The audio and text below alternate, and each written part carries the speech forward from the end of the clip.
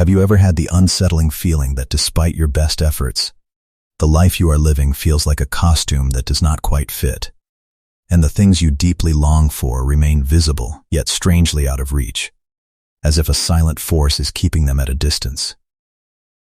You try harder. You plan better.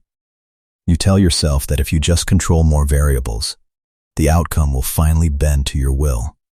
But underneath all the striving, there is a quiet, persistent ache, a sense that something essential is missing, something you cannot name. What if the real obstacle is not a lack of effort? What if the core issue is not that you haven't tried hard enough, but that you have been trying from a version of yourself that is not truly you? The Swiss psychiatrist Carl Jung spent a lifetime exploring this very question. He came to believe that our deepest failures in life are rarely due to a lack of talent or intelligence. Instead, they stem from living out of alignment with our fundamental nature. When we operate behind a carefully constructed mask, we attract only what is suited for that mask, not for the soul beneath. When we are driven by unseen forces within, what Jung called the unconscious, we unknowingly repeat the same painful patterns and then label them as destiny. The outer world is not your adversary. It is a mirror, reflecting the structure of your inner world with startling accuracy. True manifestation, in the Jungian sense, is not about mentally forcing the universe to deliver a specific outcome. It is a process of deep recalibration. It is about transforming your inner landscape so that you become the kind of person who naturally draws in what is meant for you. When the hidden parts of you are acknowledged, when the ego stops its frantic attempt to control, and when you begin the lifelong journey toward becoming whole, the current of your existence shifts. In this exploration, we will move through 10 psychological principles rooted in Jung's work. Principles designed to help you transform not just your circumstances, but the very foundation from which you live. Because when you move closer to being your most authentic and integrated self, the exhausting cycle of chasing ends. And in that space of wholeness, what is truly yours begins to find its way to you. Chapter 1. Rule 1. Confront the hidden architect to end self-sabotage. The first rule is this: confront the hidden architect within you to end the pattern of self-sabotage. We often assume that if we fail, it is because we lack discipline or talent. But there is a more insidious reason. There is a part of you, operating below the level of your conscious mind, that is quietly working against your own stated goals. You can have the discipline of a monk and the determination of a warrior, but when the critical moment arrives, a strange force takes over. You hesitate. You make a poor decision. You say the wrong thing. You sabotage a promising opportunity. And then, to make sense of it, you call it bad luck or unfortunate timing. Jung gave this internal saboteur a name: the shadow. He wrote that we do not become enlightened by imagining figures of light, but by making the darkness within us conscious. The shadow is not some evil entity. It is the collection of everything we were taught to suppress in order to be loved and accepted as children. Our healthy anger, our ambition, our jealousy, our desire for recognition, our fear of being inadequate, our need for power. When we were young, to preserve our connection to caregivers, we learned to tuck these raw, natural energies away. We buried them deep in the unconscious, believing that if we ignored them, they would simply disappear. But they do not disappear. They fester. And from that hidden place, they begin to steer our lives. Consider a person I once knew, a talented executive named David. On the surface, David had everything going for him. He was intelligent, well-spoken, and had a clear vision for starting his own consulting firm. Yet every time he got close to launching, something would go wrong. He would procrastinate on the final steps, sign a partnership agreement with someone untrustworthy, or create a conflict with a potential investor that seemed to come out of nowhere. From the outside, it looked like a series of unfortunate events. But when David and I spoke, We uncovered a truth he had never fully admitted to himself. He was terrified of success. To him, success meant being visible, being scrutinized, being compared to others. Deep in his shadow, a voice whispered that he was not truly worthy of that level of attention. And to protect himself from the pain of being judged, his unconscious mind would orchestrate a failure before he could even get started. That is how the shadow operates. It does not announce itself with a dramatic entrance. It reveals itself in your disproportionate emotional reactions, in the recurring problems you face, and in the relationships that end the same way every single time. You might find yourself despising people who are arrogant. But if you are honest, you might discover a buried hunger within yourself for recognition that you have never allowed to surface. You might criticize others for being too ambitious, while secretly you have suppressed your own ambition because you fear the condemnation that might follow. What we reject within us does not vanish. It finds a way to live, often in the most distorted forms. When we refuse to look at our shadow, we project it onto the world. Suddenly, everyone else is to blame. Everyone else is the problem. But Jung suggested that true maturity begins the moment we turn the lens inward and ask the difficult question, which part of me is creating this recurring pattern? Facing the shadow is not about self-condemnation. It is an act of radical honesty. When you can admit to yourself that you are capable of jealousy, of pettiness, of manipulation, or of deep insecurity, you take away its power to control you unconsciously. Here is the paradox. When you allow yourself to see the dark parts, they lose their destructive force.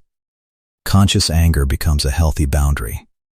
Acknowledged ambition transforms into a driving force. A fear that you can name becomes a signal for where healing is needed. The shadow no longer runs your life from the background. It becomes raw material for growth, a source of energy you can now use intentionally. Everything you desire, love, peace, success, cannot rest on a solid foundation if there is a rejected part of you still lurking in the dark. When you bring the shadow into the light of your awareness, you stop being your own worst enemy. And when you stop sabotaging yourself, life no longer has to repeat the same painful lessons to get your attention. If you are ready to look honestly at what you have never admitted about yourself, pause for a moment and reflect. That is the first step toward ending the internal war and beginning to live with wholeness. Chapter 2, Rule 2. Drop the social mask to live from your genuine self. After you begin the process of seeing your shadow, another truth starts to emerge. Much of what you think of as you is actually a carefully constructed role. We not only hide the dark parts, but we also put on a public face to navigate the world. Jung called this the persona, the social mask we create to be accepted, to fit in, and to feel safe. Everyone has a persona. It is not inherently bad. The problem is not that you wear a mask. The problem is when you forget that you are wearing one. The persona is like professional clothing. It helps you function effectively in society. But if you wear it at home, when you are alone, when you are exhausted, you begin to lose the ability to distinguish between the outfit and your actual skin. Many people spend their entire lives this way. They build successful careers, maintain proper relationships, and cultivate a polished image online. By all external measures, they are thriving, but internally, they are drained. Not because they are doing too much, but because they are living against their own grain. In Jungian psychology, when the persona becomes too rigid, it leads to inner fragmentation. Your energy is spent maintaining an image instead of developing the authentic self. You stop asking, "What do I truly want?" and start asking, "What is expected of me?" The difference seems subtle, but the consequences are enormous. When you live to meet expectations, the opportunities that come to you are only suited for the mask, not for the real person beneath. Jung described the persona as a mask designed to make a certain impression on others while concealing the true nature of the individual. When you identify with that mask for too long, you no longer live as yourself. You live only to maintain the illusion. Letting go of the mask does not mean rejecting all social norms or becoming a rebel. It is a more refined process. You begin to notice which of your behaviors are driven by fear of judgment and which come from your authentic values. When you say no to something that does not feel right, even if it disappoints someone, you remove one layer of the mask. When you admit your true preferences, your genuine dreams, or your honest opinions, even if they are unpopular, you take a step closer to your natural self. Psychologically, this is the shift from seeking validation externally to building stability internally. When you live from your true nature, you no longer constantly check to see if you are being accepted. Your confidence no longer depends on the gaze of others. And that inner consistency creates a natural pull. Opportunities, relationships, and environments that truly fit you begin to appear because you are no longer broadcasting a conflicted signal. The practical application starts with small acts. Today, try doing one thing that aligns with your true nature, even if no one applauds you. It could be voicing your real perspective in a conversation, declining an invitation that feels like an obligation, or simply carving out time for something you genuinely love without guilt. Each honest act is a layer of the mask removed. Each one is a return to your real self. Chapter 3. Rule 3. Interpret dreams as messages from the deep mind. If you have been brave enough to confront what was hidden and to live a little more authentically, another channel of communication begins to open more clearly. Dreams, not loud or demanding, but persistent. Every night, as the conscious mind rests, the unconscious mind steps forward and tells its story through a language of images. If you are not listening, you are ignoring one of the most sophisticated compasses your psyche possesses. Jung did not view dreams as random noise. He called them a little hidden door in the innermost and most secret recesses of the soul. Each night, while your ego is quiet, a deeper part of you is speaking. The question is whether you are willing to listen. Many people only pay attention to dreams when they are frightening or bizarre. But from a Jungian perspective, dreams are always compensatory and directional. If you project strength during the day, a dream may show you your vulnerability. If you are living too safely, a dream may thrust you into a dangerous situation. It is not trying to scare you. It is trying to balance you, to guide you back toward wholeness. I once heard from a woman named Elena who kept having a recurring dream. In the dream, she was wandering through a vast, unfamiliar city. She was lost, panicked, searching for a way out, but no one would help her. At first, she dismissed it as work-related stress. But when she sat with the image, she realized something profound. In her waking life, she was living according to her family's script, working a stable but soul-crushing job, living in a city she never chose, maintaining relationships that left her feeling hollow. The unfamiliar city in her dream was not a physical place. It was her own life, lived without a sense of belonging to herself. When she began making changes to realign with her true desires, the dream slowly faded away. Dreams do not speak in literal terms. They speak in symbols. A house can represent yourself. A locked room can symbolize a memory you have not confronted. A stranger can represent a part of your own personality that is waiting to emerge. The meaning is not found in a generic dream dictionary online. It is found by asking yourself, what does this image evoke in me? How did I feel in that dream? When you begin writing down your dreams, you start a dialogue with the unconscious.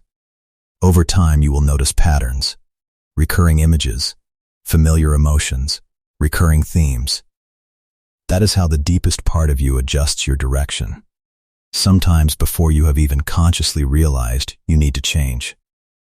Many people search for external signs and omens while ignoring the clearest messages that appear in their own mind every night. When you learn to decode your dreams, you are no longer blindly led by the unconscious. You begin to understand where you are being urged to go, what needs healing, and what is waiting to be developed. Tonight, try this. Keep a notebook by your bed. As soon as you wake up, write down whatever you remember from your dreams, even if it is just a fragment. Do not rush to analyze it. Simply observe. That is the first step in listening to the deeper layers of your being. Chapter 4. Rule 4. Refine your motivations to desire from wholeness, not lack. You have begun to listen to the messages in your dreams. But have you ever stopped to ask where your deepest cravings actually come from? Not every desire is born from a mature self. Many of our most ambitious goals are built on a foundation of quiet emptiness. You want success to prove your worth. You want love to fill a void. You want money to finally feel safe. These goals sound positive on the surface, but if the root is a feeling of lack, you will always live in a state of chasing, never arriving. The achievement, once reached, will never satisfy, because it was never about the achievement. It was always about trying to fill a hole that external things cannot fill. Jung wrote that what you resist persists. When you use achievement, love, or wealth to cover up the core belief that you are not enough, you do not actually heal it. You only silence it temporarily. And because it remains unaddressed, it continues to control you from beneath the surface. Imagine your inner world as a piece of land. If the soil is depleted, you can plant as many flowers on the surface as you want, but they will not thrive. Without nourishment at the root, everything above ground will eventually wither. The feeling of lack is that depleted soil. If you do not care for the foundation, everything you build becomes fragile. Modern neuroscience supports this.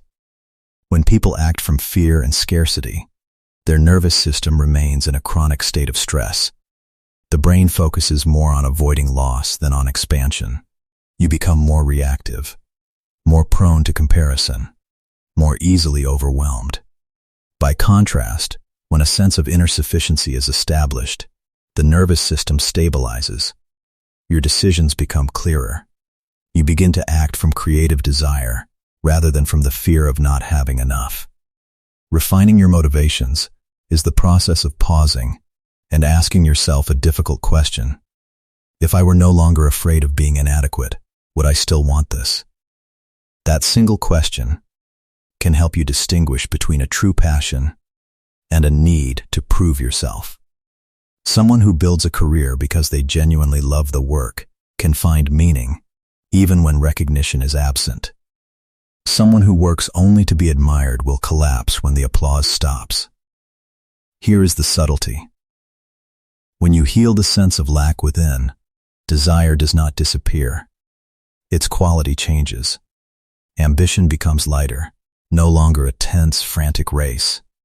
Love becomes a form of sharing rather than clinging. Money becomes a tool rather than a symbol of worth. You still have goals. You still strive, but you no longer depend on achieving those goals to feel valuable. You move from I need this to be whole to I am whole, and I want to expand.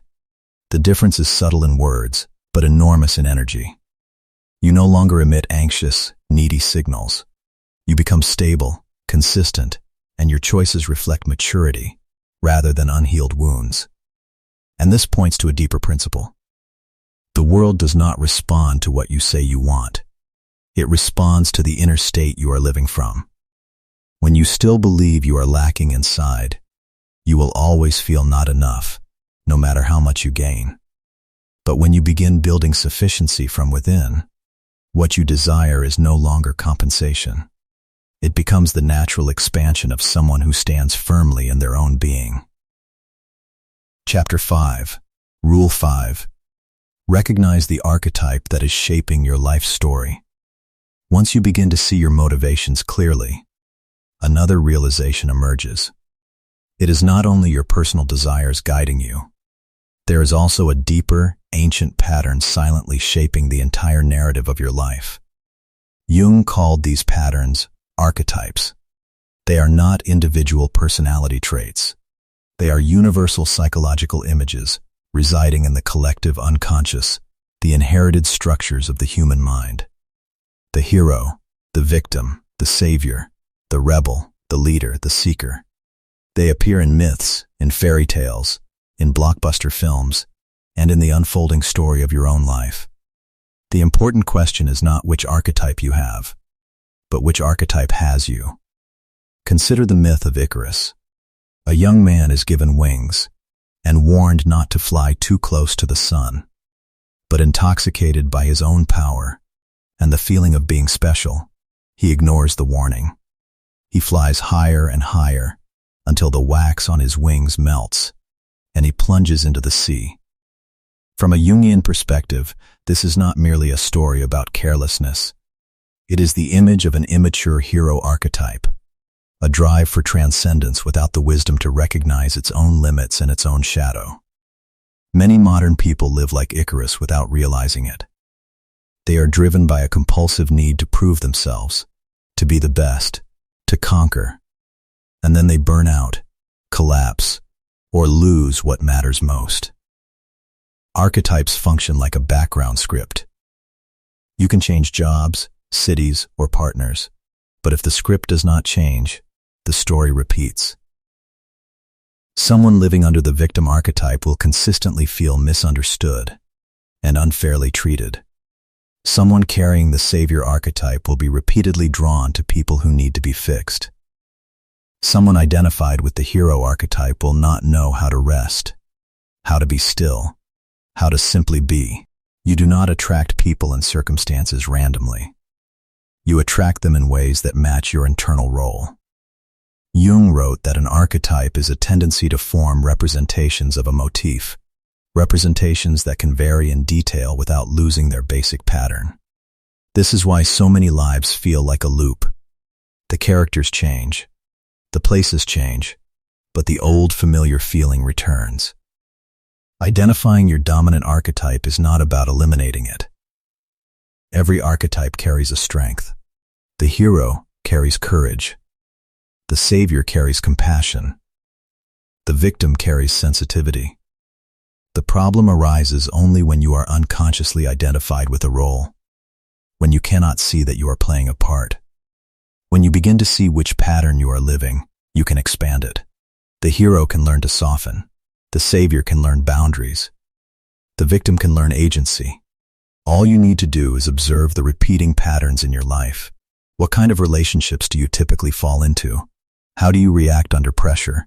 Do you tend to rescue others, fight constantly, or wait to be rescued? Once you recognize the role, you have the power to rewrite it. You do not need to tear everything down. You simply need to make one small choice differently, with awareness. Take a slow breath now. You are not only a character in an old story. You are the one who can step outside of it.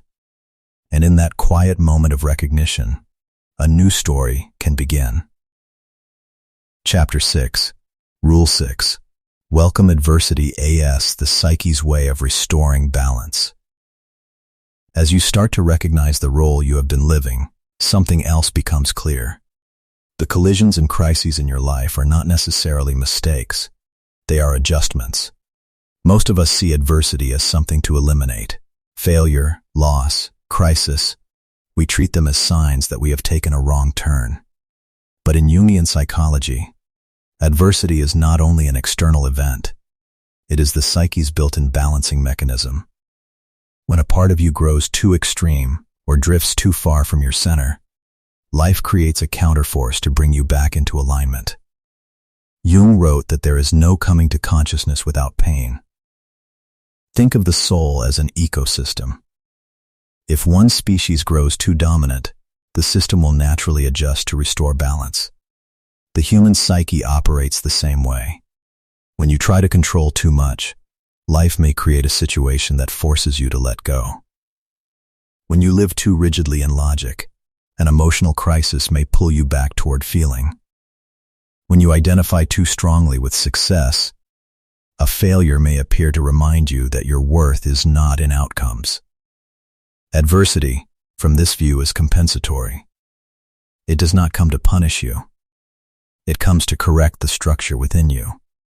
A person who has only known strength may need to break in order to learn softness. A person who has lived too safely may need upheaval to be pushed into growth.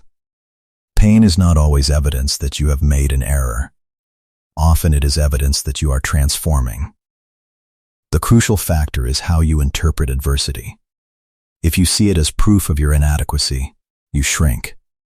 If you see it as a process of inner restructuring, you grow.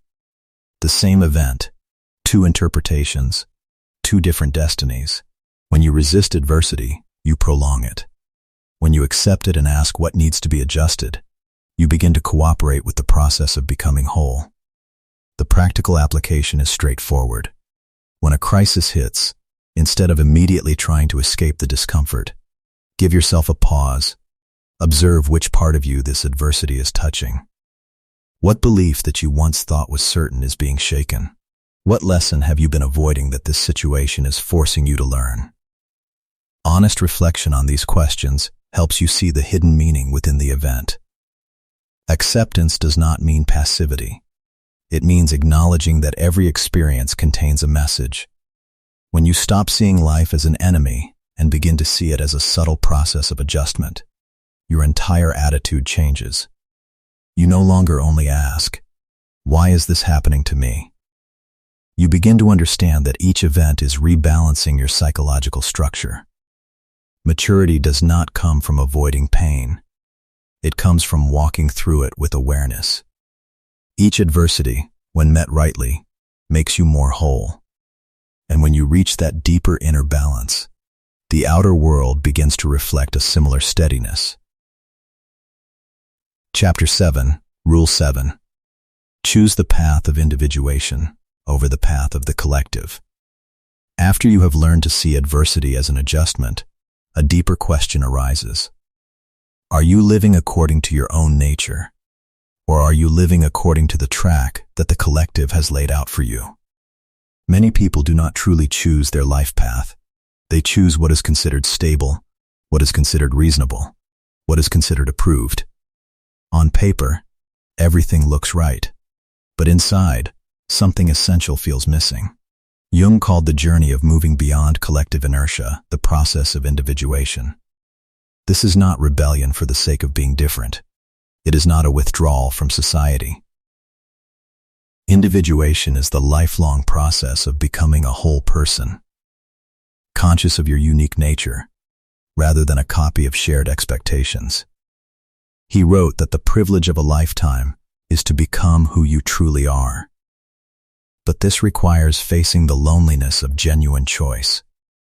In everyday life, you see this clearly. One person lands the prestigious job that their family wanted for them. It comes with a good income and clear status. Yet every day they feel like they are performing a role that is not theirs. Another person chooses a less secure path. They receive less praise from the outside world. Yet they feel a sense of peace and meaning. The difference is not the level of success. The difference is the level of alignment with the self. When you live against yourself for too long, your body and mind begin to speak up. Fatigue, loss of motivation, a vague sense of dislocation. These are signals that the ego has over-identified with collective values. Jung distinguished between the social self and the deeper center, which he called the self. When the ego chases only external validation, it gradually separates from the self. And when that connection is lost, a person can feel empty, even while outwardly succeeding. Individuation is the journey back to the self, the journey where you no longer need to prove anything to have worth. This path is often quiet. It begins with small conscious choices.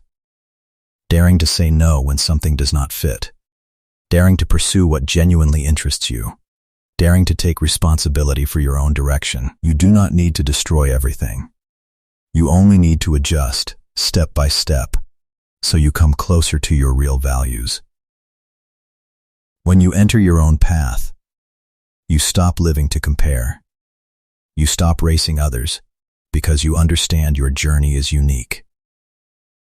Your confidence no longer depends on being approved. It comes from inner harmony.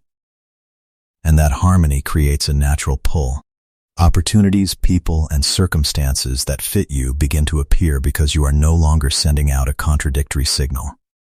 Individuation is a lifelong process. It has no fixed destination.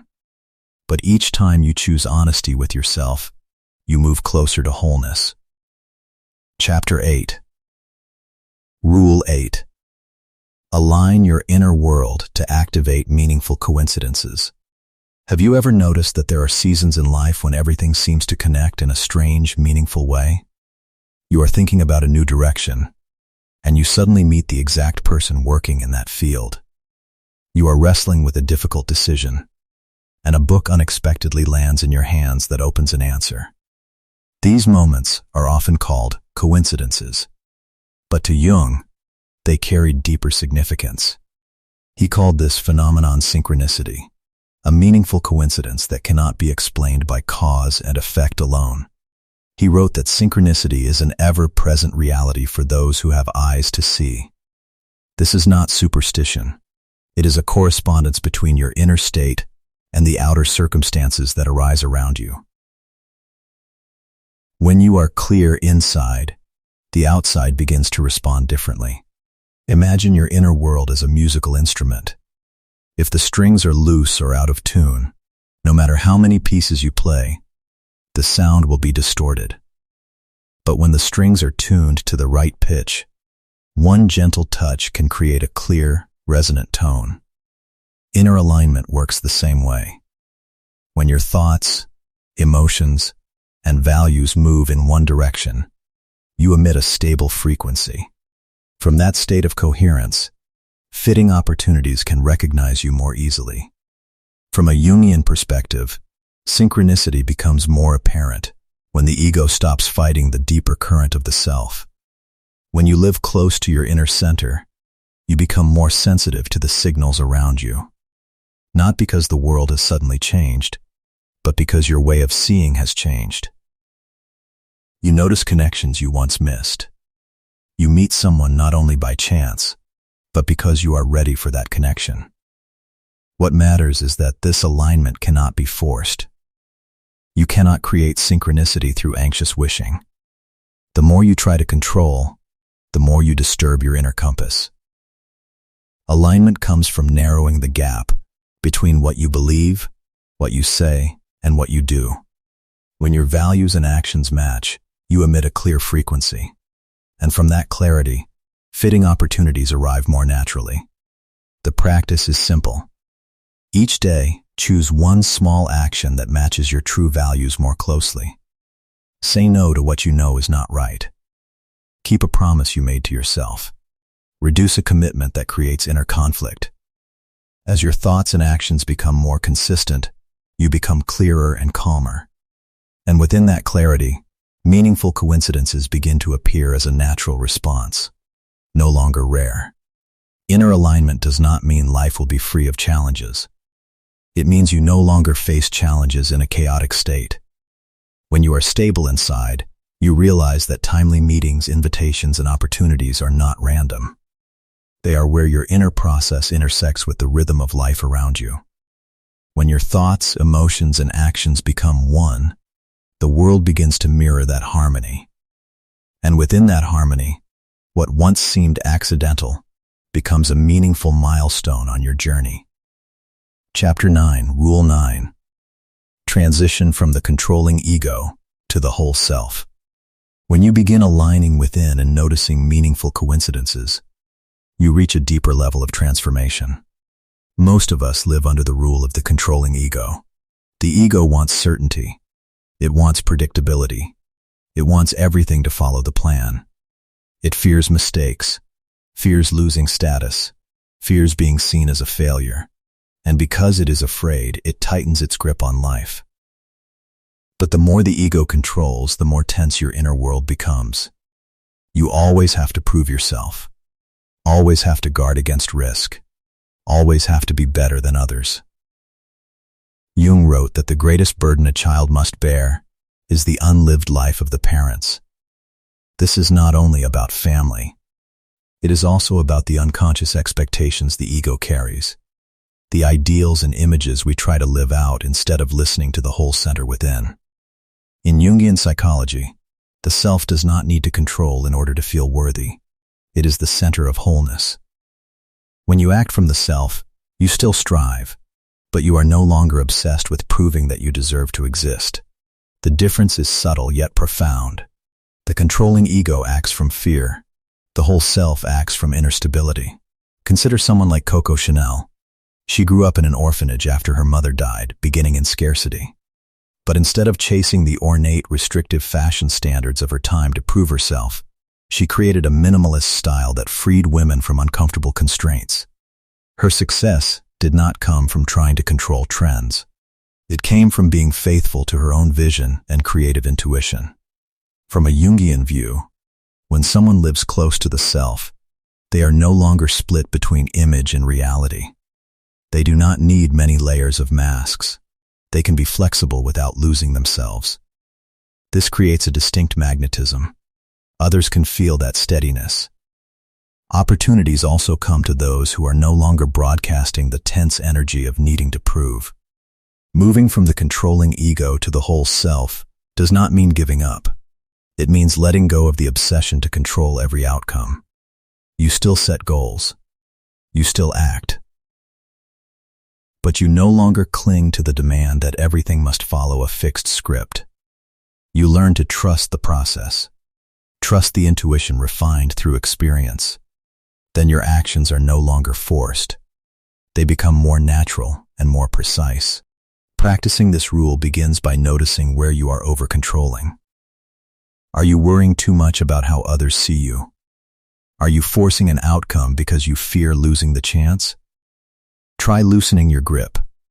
Focus on the quality of your action rather than the final result. When you act from wholeness, the result is no longer the only thing that defines you. Right here, you begin to believe in a different way. No longer the tense belief that you must hold everything tightly, but a gentle trust in yourself and in the natural rhythm of life. Chapter 10, Rule 10. Become the person who is compatible with what you desire. From the moment you stop trying to control, a final recognition becomes clear. What you want is not out there waiting to be seized. It is waiting for you to mature into alignment with it. Most of us are taught to focus on attracting what we want, but rarely are we reminded that life operates on a principle of fit. You may long for a deep, meaningful relationship, but if you still avoid emotional honesty, that relationship will not last. You may dream of great success, but if you still fear responsibility and discipline, that success will become a burden. Desire is not wrong. It simply requires a more mature version of you to hold it. Jung wrote that everything that irritates us about others can lead us to an understanding of ourselves. The outer world always mirrors your inner world. When you change inside, what comes to you changes as well. You do not only meet the right person, you meet someone who is compatible with your current level of maturity. You do not only receive the right opportunity, you receive opportunities that match the abilities you have developed. Imagine you want to run a marathon, but have never trained. You may crave the finish line, but if your body is not conditioned, you will not make it. The problem is not the race, it is the preparation. Becoming the right person works the same way. When your inner strength is developed deeply enough, you no longer have to strain to reach what you want. You are strong enough to walk alongside it. From a Jungian perspective, this is the shift from the seeking ego to the expressing self.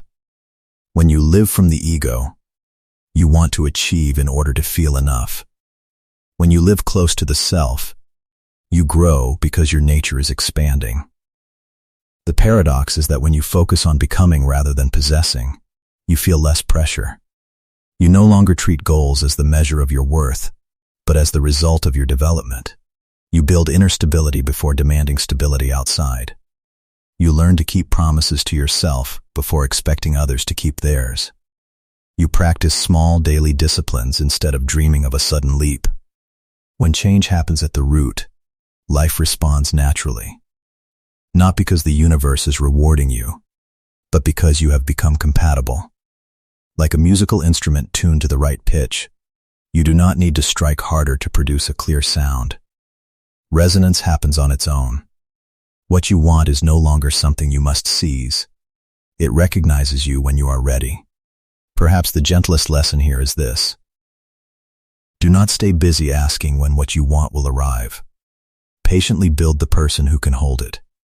When you grow deep enough, what fits will appear quietly, without drama, simply, naturally. Not because you forced it to come, but because you have become the place where it can stay. Conclusion. As you reach the end of this journey, you may begin to feel that every deep desire is tied to an invitation to mature.